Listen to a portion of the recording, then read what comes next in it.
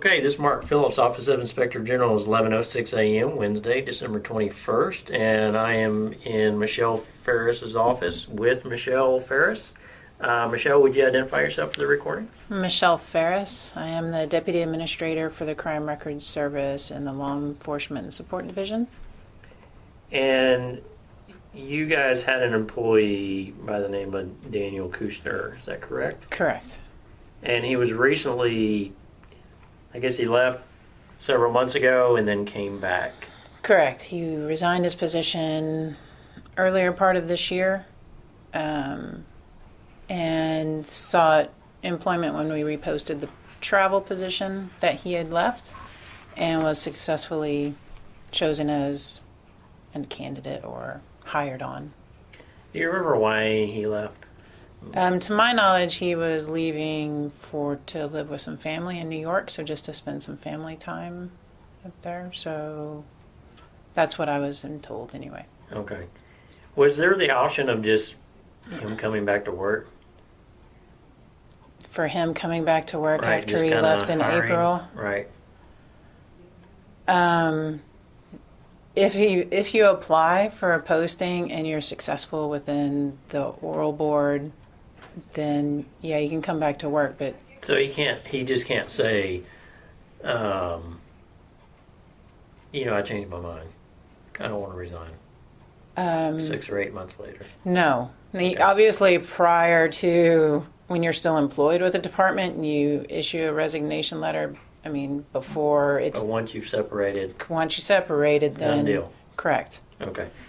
So he had to go through the whole new hiring process. Correct. And he went through an oral board, stuff like that. Correct. And he was actually chosen. He was chosen. Was he the only one that applied? No. Okay, so several people applied? Several people applied. We actually hired 2 other individuals from that board. Okay, so you hired a total of 3 people 3. from that board. Correct. And he was not the only one. Correct. Were they the only decent candidates, or? I was not on the board. Okay, so you can answer that. I cannot Okay. answer that, right.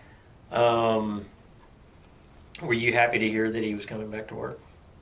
I thought, like I said, I didn't believe that he left for any reasons other than to spend time with family. So if he wanted to come back and be a part of the team again, it was perfectly fine with me. He was already somewhat trained, so it made some sense for ease of transition and for Raphael and to get people out in the field and moving fairly quickly. So, like I said, we had no disciplinary issues or anything of that nature, so... He didn't leave because he was mad at anybody? Not to my knowledge. Okay. Didn't leave because he felt like he was being treated differently or anything like that? Not to my knowledge. Okay. And probably would make sense that wasn't true, because why would he come back? Yeah, why? If you were unhappy, if you felt there was disparate treatment, why would you go back to an environment like that?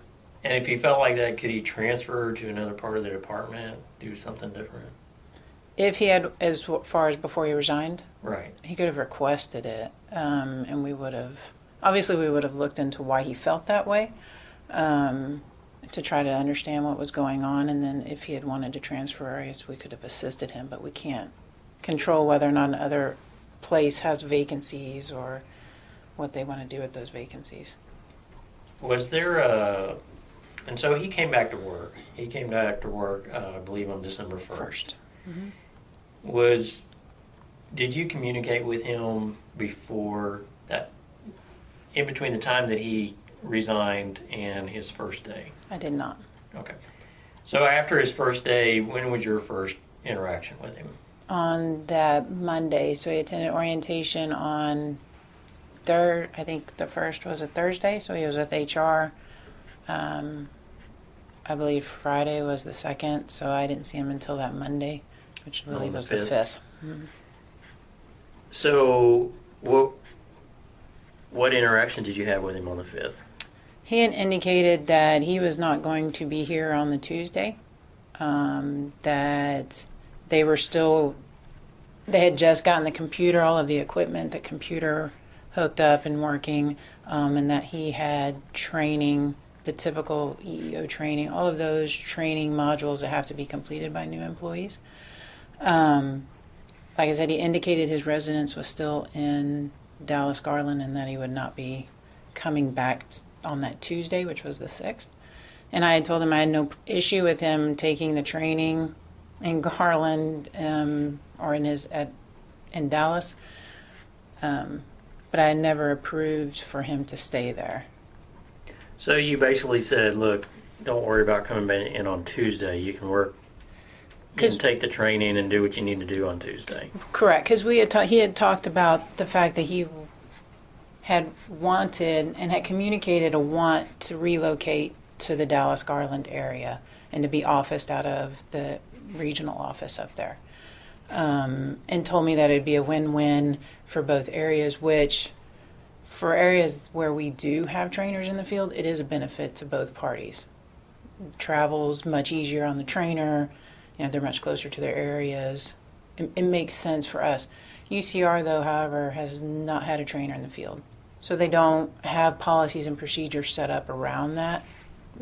So supervision doesn't know what to expect from the employee, and employee doesn't know what to expect from supervision when they're structured like that. So they needed to still develop that with him. Okay. I communicated that with him, that for one, he didn't have all of the equipment.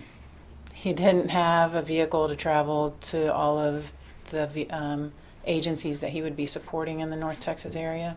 So there were still, he didn't have a phone. He didn't have all of the things in order to, we didn't have a space in Garland. We hadn't communicated with the regional office. Policy for crime records is we communicate anytime an employee wants to relocate to the field, we communicate that to our assistant director, and then he works with the regional commanders to determine if there's any space in those offices. We don't just seek and find space. So, and I'm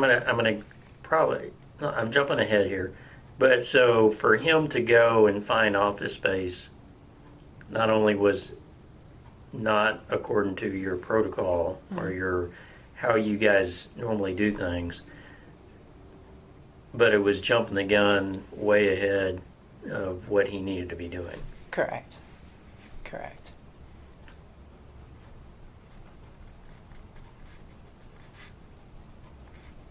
So he said that you said go to Dallas, and you said that, but your communication, what you were telling him was, go to Dallas, work from Dallas on Tuesday. I'll expect you back here on Wednesday. Correct, because I told him we didn't have a plan for him to be officed out of anywhere but here. All of his supervision was gone at that time when I was meeting with him because it was later in the afternoon. And I told him that basically Tuesday, my thought was Tuesday was to give me a day to work with his supervision to put them on the path to start writing the policies and procedures to support this type of setup. Did you meet with them at all? By that time, he was already communicating that he would not be back. So I had talked to both the manager and the supervisor prior to meeting with Daniel. So I already knew, I had already told them if the Bureau could support a representative in the field, that we should look to develop the policies to support it. So that's kind of what you communicated to the supervision within UCR. Okay. And so when did he tell you that he wasn't coming back? He did not tell me verbatim he was not coming back. When I would, like I said, he did not return any phone calls that I made. Anytime I sent him an email, it took him all day. He told me he was compiling or composing responses to my emails. So it wasn't until he told me that he had found office space, and because I was told, I think on Tuesday, he had to work with the EEO office in Garland for connectivity, and then I should contact Jack Webster for office space. And at that point, I was like, what are you doing? You're not approved, you're not authorized, and your position's out of Austin. So that was already starting to try to pull him back, and then after that, he just set up in Garland. He said that he stated that he sent you an email that contained what he felt he was being treated differently by management. Do you remember getting that email? Yes. Okay.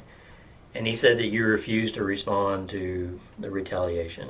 Tell me about that. Tell me about the email and how you responded to that, or what happened. The email he sent me said "see attached," and never communicated anything as so I'm looking for any types of responses, or I'm going to stay here until I get a response. The body of the document asked as far as what the disciplinary action was taken on a previous EEO investigation that had taken place, which he was not the complainant. He was just a party to it. So did not feel as though he had a right to know what disciplinary action was taken out of or as a result of that investigation. So you didn't tell him the disciplinary action because you felt like it would kind of breach the confidentiality of the investigation? Correct. Okay. Did you even know? Did I even know what the result was? Yes. Okay. How did you know? I was the one that delivered the counseling forms To Raphael? to Raphael. Mm-hmm. Okay.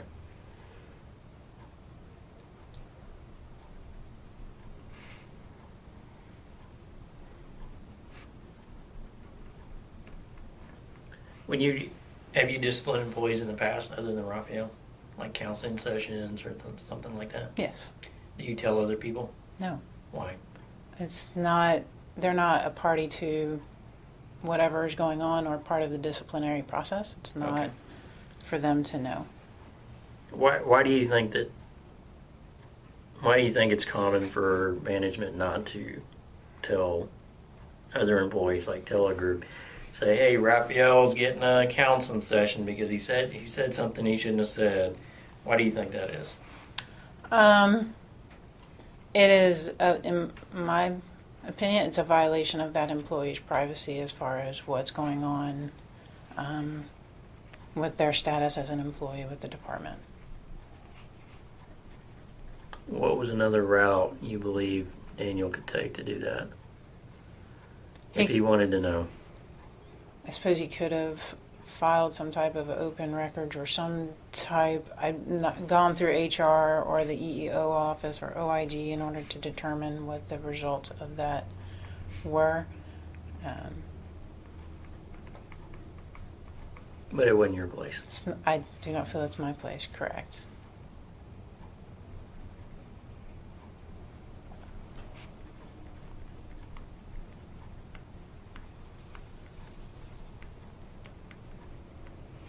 And so when he see attached, that was some kind of memo or something? It was a very long, lengthy email or memo with regards to the fact that he believed I had approved Cliff Harris out of another area to be in the field, and then and then a whole bunch of excerpts of other emails or statements, and then questions at the bottom as far as what the results of that prior EEO investigation were.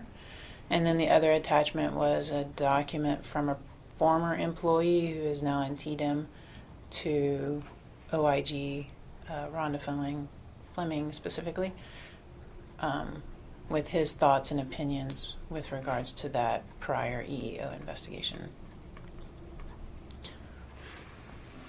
Who was that other employee? Sam Williams.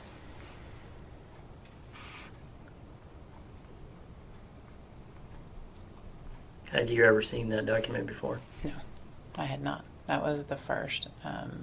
I had seen it and was a little shocked that he sent it to Daniel, but you can't control what employees send to each other, so. But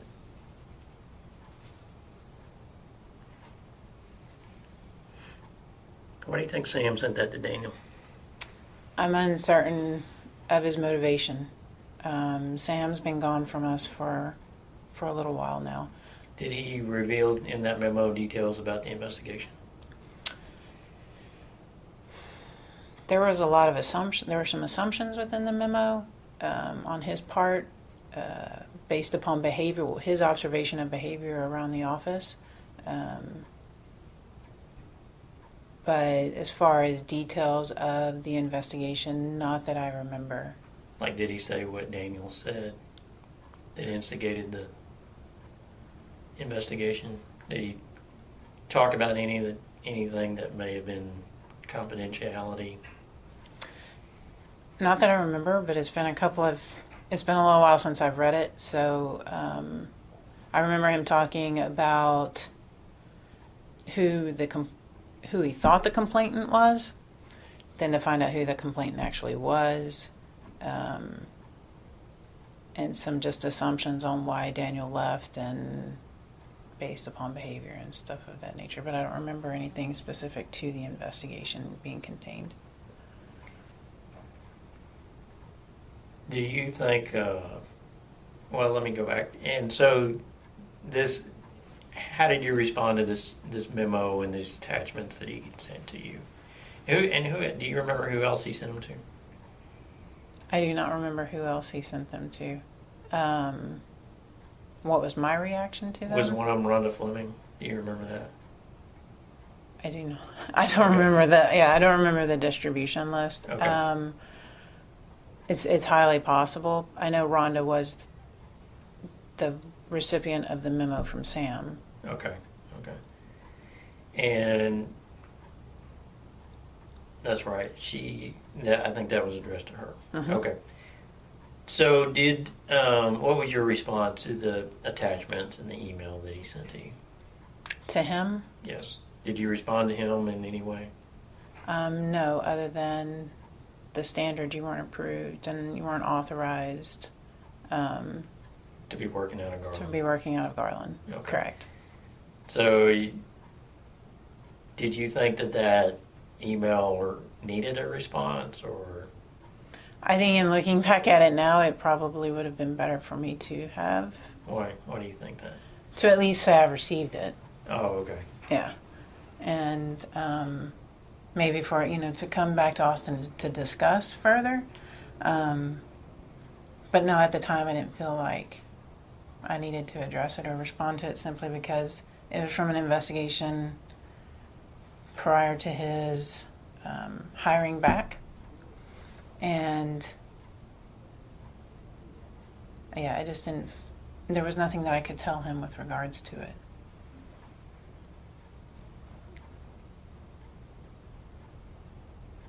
So, what happened after you got that email and you told him you're not authorized to work here? What in Garland? I mean, what happened after that?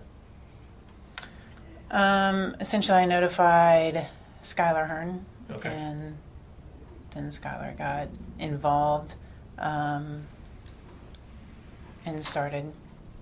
somehow communication started up between him and Daniel, and that's when he requested his return. And he basically said he on wasn't that going to come Friday. back. Correct. And then that's when he was suspended. Correct. Were there any other email correspondence or anything between you and Daniel? No. Okay. And did you try to call Daniel? No, not after that, no. Okay. I tried like the 5th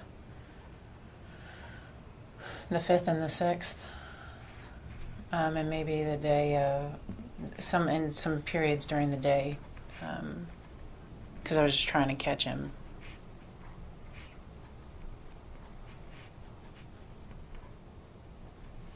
So you tried to call him on the 5th and 6th, trying to reason with him, say... Trying to discuss with him and explain as far as what I was communicating in the email and why I was doing that, so we could try to have a conversation with regards to it, rather Okay. than going back and forth over email. Because email is not always the best. Communication. Okay. Correct. So Daniel, you mentioned Daniel didn't have the equipment to be working out of there. Did he have a cell phone or anything? He did not. He just had still his his personal cell phone. Correct. Okay. And so he didn't have a car to use? He did not have a state-issued vehicle. And he had just gotten his computer, is that correct? Correct. Okay. Had you even talked to Skylar Hearn about obtaining office space in Garland? No, because Daniel had just started. I was unaware of his intent to want to locate there until I did talk to him on the 5th. Okay. Nothing formal had been provided, no formal request. But you didn't talk to Skylar about the office space because you hadn't set up a plan yet. Is that correct? Correct. Right. The area was not requesting to station a representative in the field. And like I said, the employee hadn't made to my knowledge, had not made a formal request to his supervision to do so. Did Daniel ever make a proposal or anything that you know of? Not to me. Okay. Do you know of any proposal that he made? I know that he has said that he made a proposal. I have not seen it. Did he say who he To made? Raphael and Okay.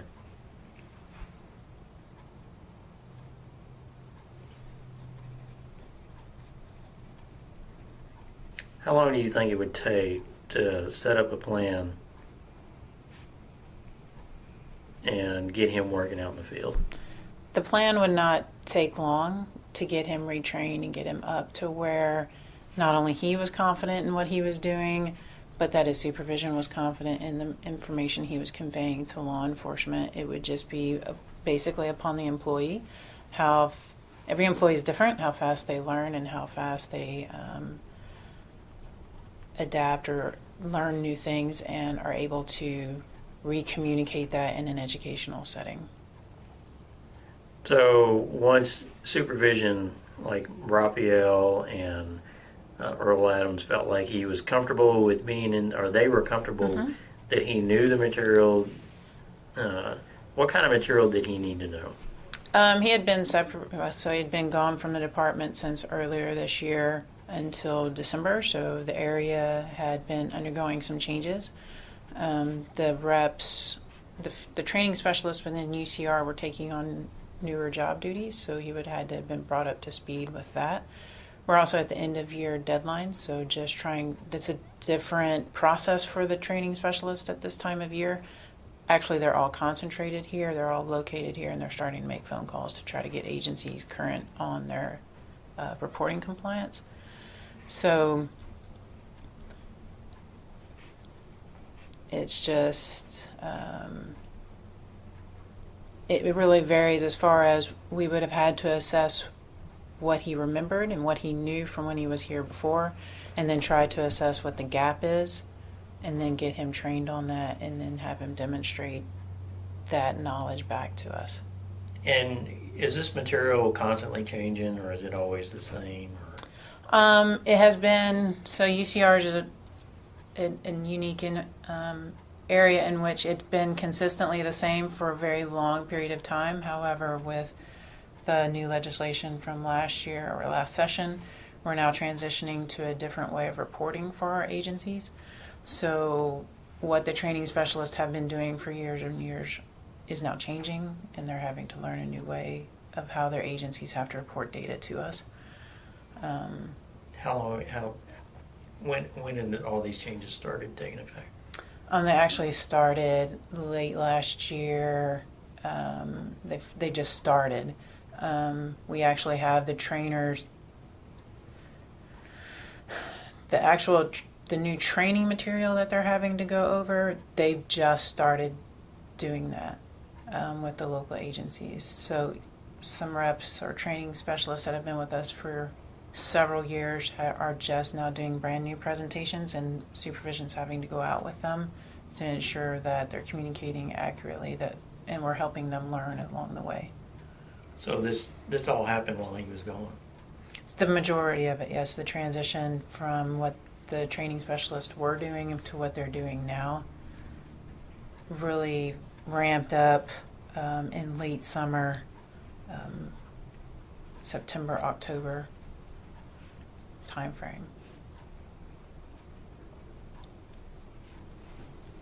And like I said, that's about the time that our reps start realizing or getting ready and preparing for the end of year deadline, and that's when they're in the office making phone calls.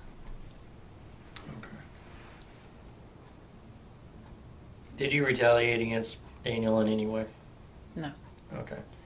Why do you think Daniel's doing this? I'm unclear. I'm not sure I understand specifically what he's pointing to as far as how I've retaliated against him. We were clear that we thought that being located in the field could work, but that we didn't have the infrastructure in place in order to support it at this time, but that we would work to get that. Perhaps it wasn't on the timeline that he required or wanted, but we were working towards that. So you think he wanted it immediately? Correct. And you guys were just not ready for that? Correct. Yeah, they just didn't have the infrastructure in place. Did you participate in the last investigation on Raphael? I did not participate in the investigation. Were you a witness or anything? No. You didn't have to testify or anything? No. Don't really know the details? I was not, right, I wasn't interviewed, I wasn't talked to. I know the details from a stance of what the allegations were, and then what was found to be true that we resulted in a discipline. Okay. But anything in between there as far as just statements or anything like that, no. Do you think what Raphael did was wrong? From the prior investigation? Yes. Yes. Okay. And you disciplined him for that? Correct. To me, it doesn't make sense that you would retaliate against somebody that after disciplining an employee for doing something you believe is wrong. I mean, that's just my perspective, but do you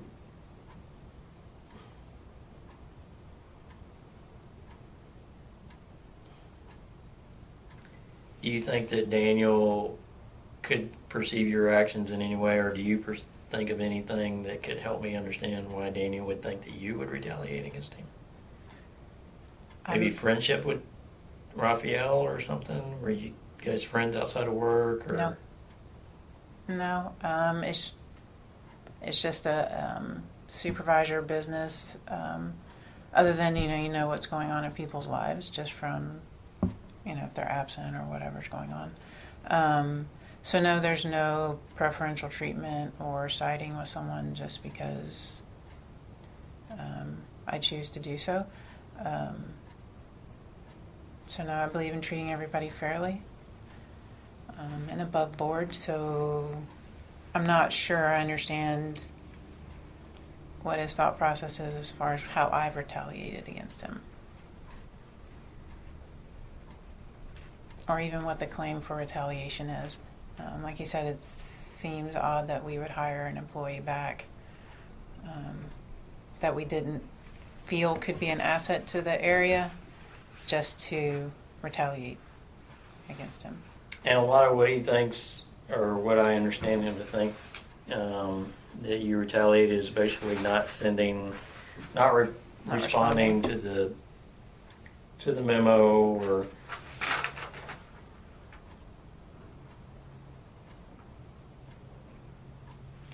and on Wednesday, did you send him an email saying, I expect you back on Thursday morning at 8 a.m.? Yes. Did he ever tell you there was a problem with weather or anything like that? He told me that there was a potential, there was a possibility, but not that there was. Okay.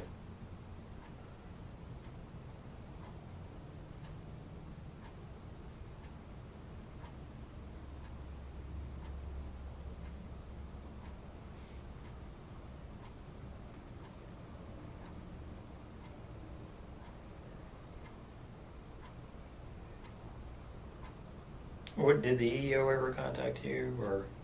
They did not contact me. Okay. Did Sonia Garcia ever contact you? I talked to her. Do you remember what it was about? She told me that Daniel was maybe confused, or that something had been miscommunicated, but that maybe there was a confusion in expectations. So hence my emails. But essentially she told me it was a management issue to resolve.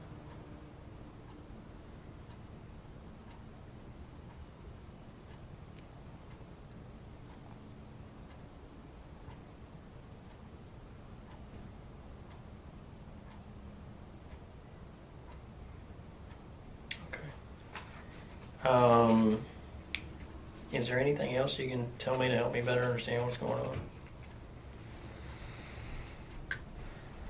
on? No, other than I have an employee that wants to relocate in the field,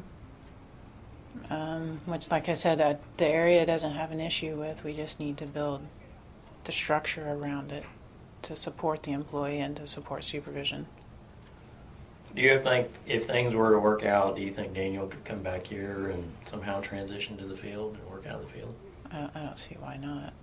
As long as he, comes up to speed with what's required of the training specialist and knows what supervision's expecting and is able to comply with all that, I don't see why not.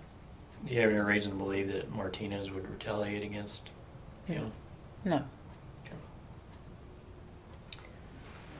Okay, that's all I have. I have 11:37, so I thank you for your time and spending with me today. So, and I'm going to stop the recording, and it's actually 11:30.